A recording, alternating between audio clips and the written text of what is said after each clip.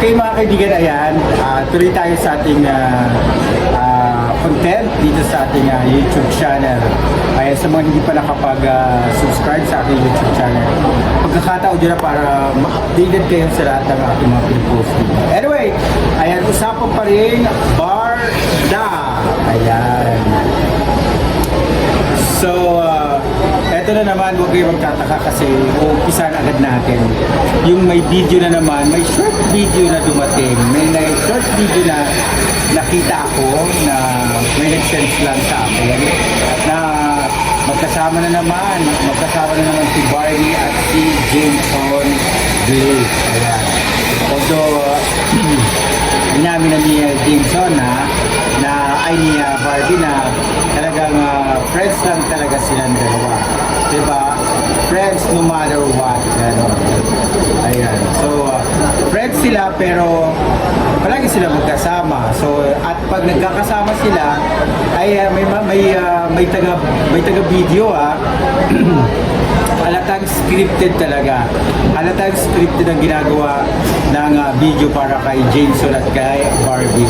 Kasi may nag-send na naman sa akin na magkasama na naman si Jameson at si Barbie. Although hindi naman sila nag-holding hands.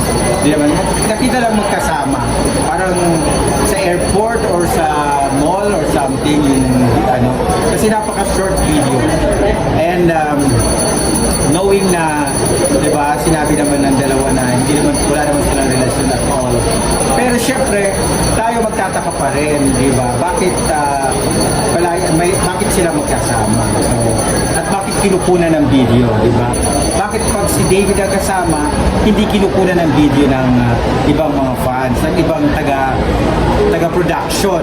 Sabi na, bilang natin taga-production, diba? Diba may something tayong nakikita dyan na parang inaano lang, kinukunik na lang talaga. Kinukunik na lang as in kinukunik. Parang wala naman dapat i-connect, di ba? Kasi inamin na ng dalawa na friends lang talaga. And besides, wala naman talaga relasyon ang dalawa. Ang nakikita ko dyan, kaya yan inalabas nila, yung mga video na yan, mga holding hands yan. Gusto kasi painitin yung parating na project ng dalawa, ni Barbie at Jameson. Diba? Gusto painitin kasi, syempre, para ang tao ay maging aligaga at panuorin ng kanilang project. Diba? Pero naman, kung sa ganitong mga paraan mangyayari na ganitong palaging negative ang mga nagaganap nangyayari, panunurin kaya yan ng mga fans, lalo na ng Barda, di ba hindi? Di ba kasi ang Barda is Barbie at David only.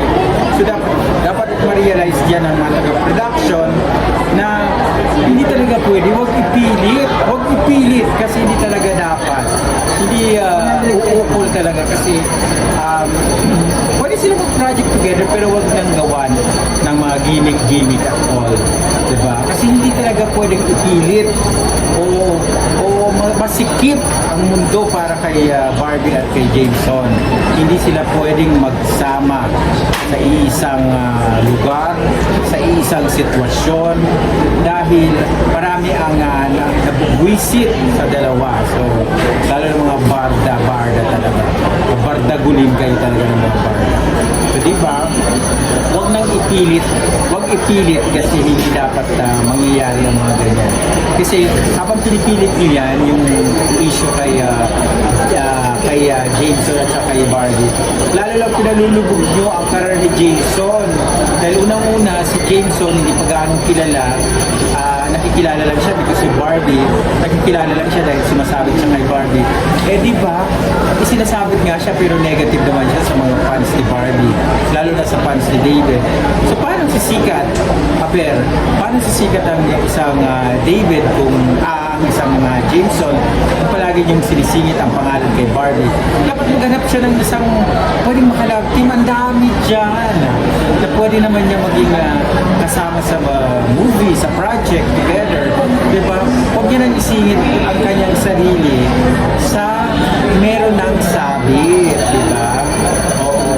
Sabit talaga. Sinabit na talaga natin si Barbie kay David. Diba? O diba? kayo kung paano sila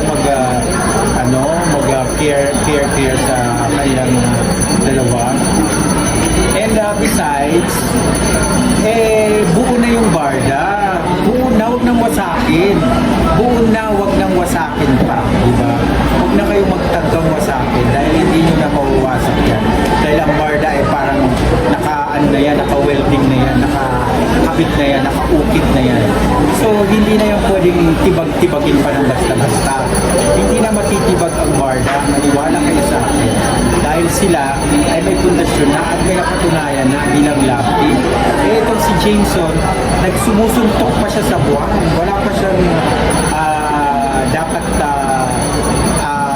what do you call that? Hindi pa niya makukuha ang simpatiya ng mga fans dahil may sariling crowd, may sariling community ang Barda. So, dun lang dapat maging alerto tayo, maging aware tayo dahil hindi talaga pwede.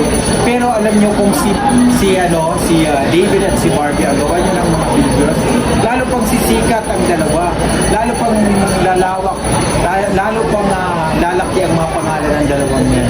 Pero kung si Jameson, huwag yung ipilit utang na loob kasi hindi talaga pwede sila. Tubig at pranis silang dalawa, diba? Hindi sila pwedeng magsama, diba? Kaya huwag ipilit na si Jameson pa rin at si Barbie dahil hindi pwede, diba? Dahil merong David, saka kay David lang tayo talaga, sold na tayo, kay Barbie sold na tayo. Si Jameson, blame ko ba tayo? Okay, gwapo si Jameson, okay, matalino si Jameson, okay, lahat na nasa kanya, sabihin na natin. Pero dapat maghanap din siya ng karapat-dapat niyang huwag na siyang mag-ano. Alam niyang meron nagdagba may-ari, di ba? Oo. Kasi ikaw, halimbawa ikaw, nalink ka kayo ganito, tapos yung nalingkan sa'yo, tapos kasama yung isang lalaki na kinaiinisan, di ba na maluloka ka, di ba? Diba yung crush mo, iba ang kasama palagi, di ba mabuisit ka sa party David, di ba? So ganun yun. Dapat maging ano naman tayo sa feelings natin, di ba? At wala po tayong maging sensitive, tayong maging sa sarili natin, maging ano naman tayo, maging what do you call that, maging aware naman tayo na si Barbie nga ay meron ng kalab team at huwag na natin sirain pa yun, di ba? Dahil hindi pwedeng masira ang isang Barbie Fortesa at David Ricardo. So, yun naman na nag-iintriga kay David na hanggang ngayon daw may girlfriend. Nasaan ba ang patunay? Iharap niyo sa akin ang maayos, iharap niyo sa akin ang malinaw para yan ay magawa natin ng content, para i-present natin ang mga kabarda, ito na ang ni David, ito na maliwanag na meron na. So, para matapos na, hindi yung kukunan nyo nakatagilid, kukunan nyo nakatalikod, kukunan nyo blurred. Paano natin mai-present yan kung totoo ba yan? Diba? Dahil wala katotohanan, hindi nyo mai-present dahil hindi totoo, kaya wala kayong mai-prove talaga. So, yun ganun lang. Kaya yung si Jameson at saka yung girlfriend na di umano kay David, itabi na natin yan sila kasi dapat hindi sila pwedeng pumasok sa Barda, diba? Kasi Barda is Barbie and David only, diba? So, doon tayo sa totoo, diba? And doon tayo sa tao, sa love team na tinatanggap ng tao. Huwag tayo sa love team na pilit, na pinipilit, na idikit, diba? Ididikit ng pilit. So, paano na matatanggal ulit yung kung ididikit mo lang ng pilit, diba? Pero kung swak na swak, kahit hindi mo idikit, kusang lumalapit, diba? Pak na pak yan, diba? Totoo naman, diba? Doon tayo sa totoo, doon magpakatotoo lang tayo, diba? Kahit anong gawin nyo, kasi sabi nga ni Barbie, si Barbie na rin nagpapunay na team panatag tayo. So, pag sinabing team panatag, team Barda yan. Si Barbie na nagsabi niya na hindi tayo, hindi ikaw, hindi si Barbie, team panatag. So, wala akong care sa mga naninira dyan sa Barda. Basta tuloy-tuloy lang ako. Susuko lang ako pag Barda content pag hiwalay na sila, diba? Pag hiwalay, totally hiwalay na ang dalawa. Pero hanggat walang patunay, hanggat hindi nagsasabi ang dalawa at hindi inaamin ni Barbie na wala na sila, hiwalay na sila, tapos na sila, sila, then thank you, di ba? Pero as long as na andito tayo, okay naman ang barda, kaya lang may mga achuchuchu lang, wala tayo care, di ba, sa kanila. Pakialam natin sa kanila, mamatay sila sa inggit sa kay Barbie at David. Anyway, maraming salamat na dito ako ngayon sa T-Live sa Walter Mart Muñoz sa ground floor. Pwede kayong pumunta dito mag-stay at ang ganda ng kanilang kanilang ambience sa restaurant nila, coffee shop ito. Dito ako nag-content kasi nandito ako nagkakape. Ayan o, nagkakape. Wow! Masarap ang kape dito, masarap yung mga ano nila. So maraming salamat T-Live. Ayan, dito sa Walter Mart Muñoz. Maraming salamat po. Bye-bye!